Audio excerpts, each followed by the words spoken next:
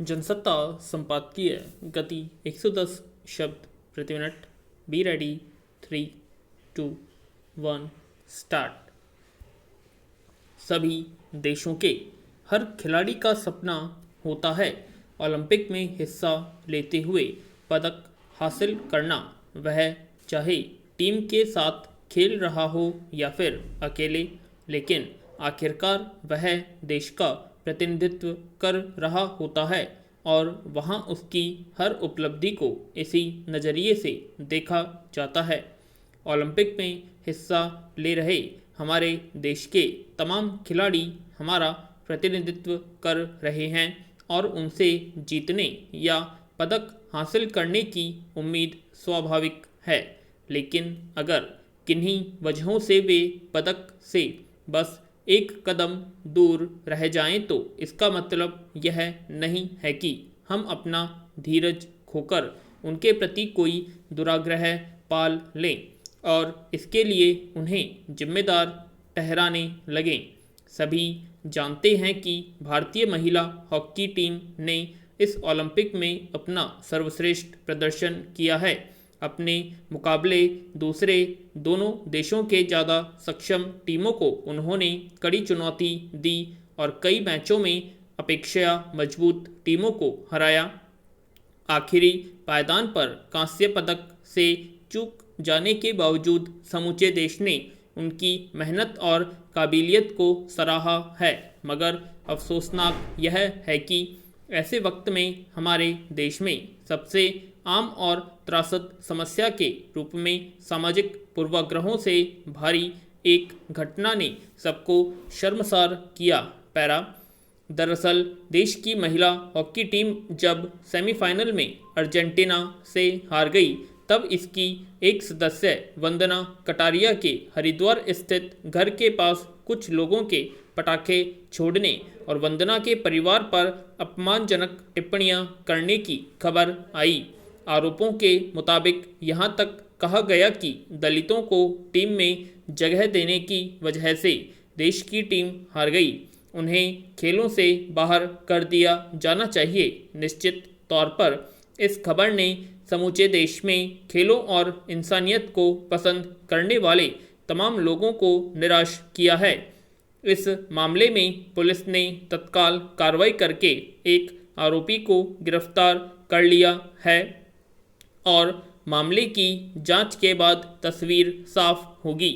लेकिन इतना साफ है कि विकास और आधुनिकतम के तमाम दावों के बावजूद आज भी हमारे समाज में कई तरह के पूर्वाग्रह लोगों के बेहतर इंसान बनने में बाधक का काम कर रहे हैं। वंदना कटारिया के घर के बाहर जिन लोगों ने हंगामा किया उसके पीछे एक तरह की कुंठा काम करती है। ऐसी प्रवृत्ति के लोगों को यह सोचना चाहिए कि चुनौतियों का सामना करते हुए वंदना आज देश की टीम के लिए खेल रही हैं और इस ओलंपिक में उन्हें हैट्रिक लगाने यानी 3 लगातार गोल दागने वाली अकेली खिलाड़ी के तौर पर जाना गया। पैरा।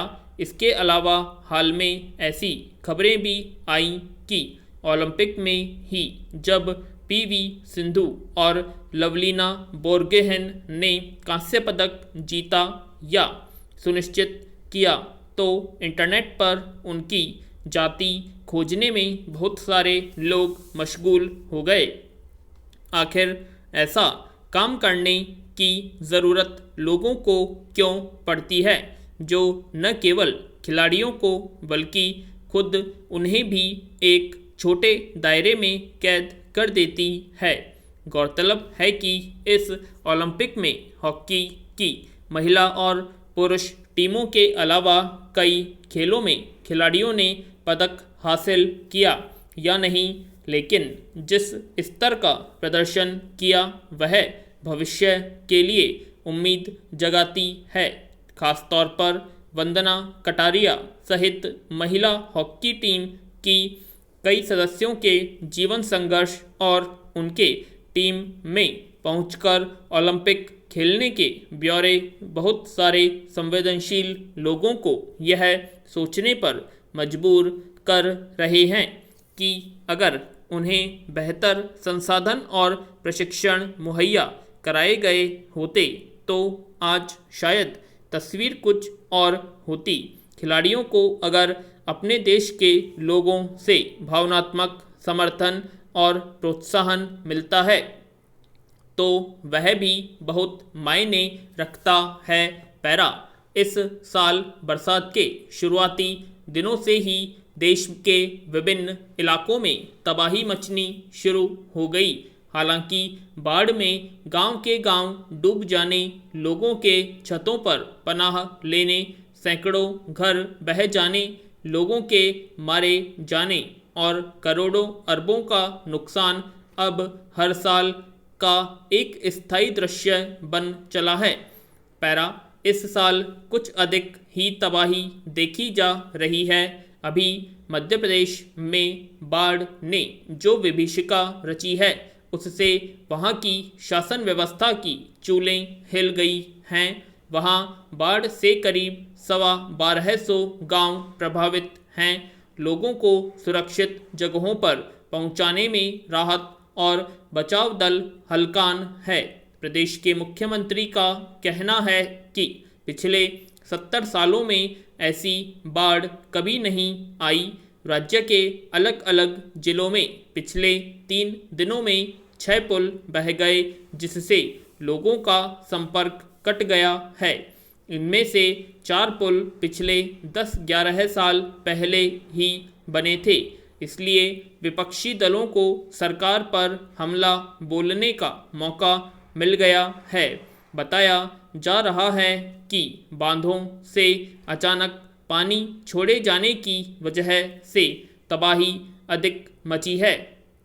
हालांकि यह पहली बार नहीं हुआ है जब बरसात की वजह से मध्य प्रदेश में यह स्थिति पैदा हुई है। कई सालों से कमोबेश वहां तबाही का मंजर बन जाता है।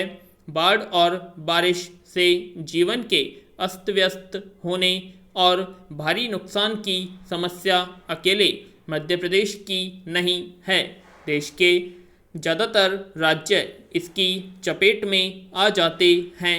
पहाड़ों पर भूस्खलन से तबाही मचती है तो मैदानी भागों में बाढ़ की वजह से, मगर इस समस्या के समाधान की दिशा में कोई ठोस उपाय नहीं निकाले जा पाते। ज़्यादातर जगहों पर देखा जाता है कि बांधों के अचानक खोले जाने की वजह से अधिक परेशानी पैदा होती है।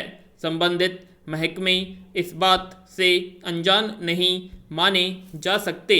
आज जब बरसात का अनुमान पहले से लगाया जा सकता है तो फिर बांधों में तब तक पानी क्यों भरते रहने दिया जाता है जब तक कि वे उफनने नहीं लगते। उनसे पानी चरणबद्ध तरीके से क्यों नहीं निकाल दिया जाता। यही समस्या बिहार और उत्तर प्रदेश के कई इलाकों में भी देखी जाती है। बांधों की जल संग्रहण क्षमता के कम होते जाने का तथ्य भी किसी से छिपा नहीं है। गाद भरते जाने की वजह से वे जल्दी लबालब हो जाते हैं। उन्हें साफ करते रहने का कोई उपाय अब तक नहीं तलाशा जा सका है। पैरा, दरअसल बाढ़ की विभीषिका सरकारी कुप्रबंधन की वजह से ज़्यादा भयावह रूप लेने लगी है। जब 3 दिन की बारिश में 6 पुल पानी में बह जाते हैं तो अंदाज़ा लगाया जा सकता है कि इस समस्या से पार पाने के लिए किस स्तर का निर्माण कार्य और प्रबंध किया जाता है। ज़्यादातर मामलों में ऐसा क्यों होता है कि हाल के बने पुल ही बाढ़ में बह जाते हैं। सैकड़ों साल पहले बने पुल कैसे उसी बाढ़ को झेल जाते हैं। जाहिर है उनके निर्माण में बड़े पैमाने पर भ्रष्टाचार होता है। उन्हें बनाते वक्त न तो बाढ़, बारिश और उन पर पड़ने वाले वजन का ठीक ठीक आकलन किया जाता है और न सामग्री की गुणवत्ता का ध्यान रखा जाता है। यह केवल मध्य प्रदेश में नहीं हुआ है, बिहार में भी पिछले साल कई पुल इसी तरह बह गए। देश के दूसरे हिस्सों से भी पुलों के ढहने की खबरें मिलती रही। जब तक सरकारें बरसात और बाढ़ से निपटने के लिए सुविचारित तैयारी नहीं करेगी, तबाही का यह मंजर बनता रहेगा। पूर्णविराम।